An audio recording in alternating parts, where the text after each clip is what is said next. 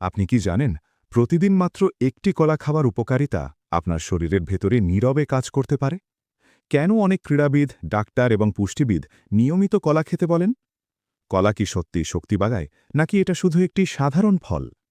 আজ আমরা জানব বিজ্ঞানের আলোকে, সহজ ভাষায়, প্রমাণ ভিত্তিক তথ্য।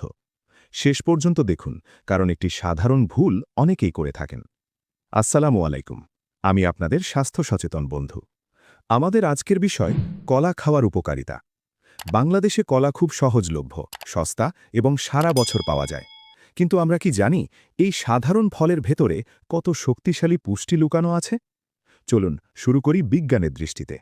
গবেষণায় দেখা গেছে কলা হলো একটি পুষ্টিকর ফল যা শরীরের শক্তি, হজম এবং হৃদযন্ত্রের স্বাস্থ্যে সহায়ক হতে পারে।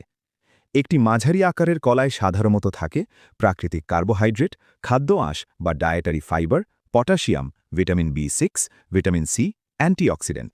বিশেষ করে পটাশিয়াম আমাদের শরীরের তরল ভারসাম্য ও রক্তচাপ নিয়ন্ত্রণে গুরুত্বপূর্ণ ভূমিকা রাখে।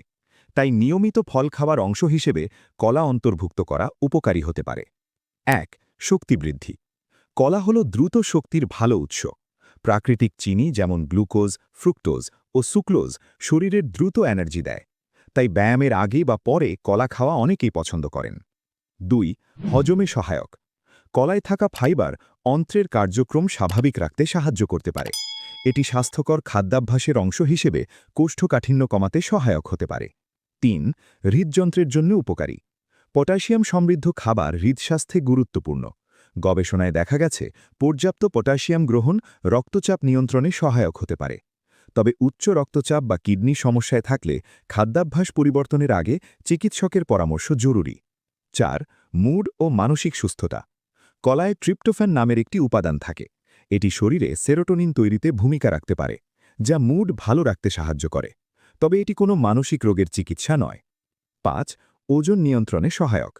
কলা খেলে দীর্ঘ সময় পেট ভরা অনুভূতি থাকতে পারে। ফলে অপ্রয়োজনীয় স্ন্যাক্স খাবার প্রবণতা কমতে পারে।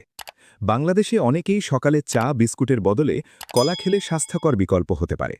আমাদের ব্যস্ত জীবনে সহজ, সাশ্রয়ী এবং পুষ্টিকর খাবার খুব গুরুত্বপূর্ণ। কলা সহজে বহনযোগ্য, রান্না ছাড়াই খাওয়া যায়। শিশু থেকে বয়স্ক প্রায় সবার জন্য উপযোগী।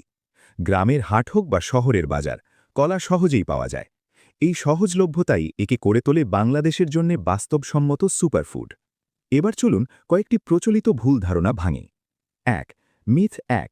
কলা খেলে মোটা হয়ে যায়। সত্য, অতিরিক্ত ক্যালোরি গ্রহণ করলে ওজন বাড়ে। পরিমিত পরিমাণে কলা একটি সুষম খাদ্যাভ্যাসের অংশ হতে পারে। মিথ ২. ডায়াবেটিস রোগীরা কখনো কলা খেতে পারবেন না। সত্য, ডায়াবেটিস থাকলে পরিমাণ ও গ্লাইসেমিক নিয়ন্ত্রণ গুরুত্বপূর্ণ। চিকিৎসকের পরামর্শ অনুযায়ী সীমিত পরিমাণে খাওয়া যেতে পারে। মিথ ৩. কলা খেলে সর্দি বাড়ে।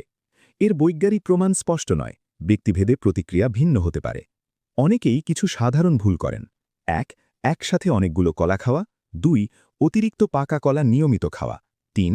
অন্যান্য পুষ্টিকর খাবার বাদ দিয়ে শুধু কলার উপর নির্ভর করা। মনে রাখবেন, কোনো একক খাবারই সম্পূর্ণ সমাধান নয়।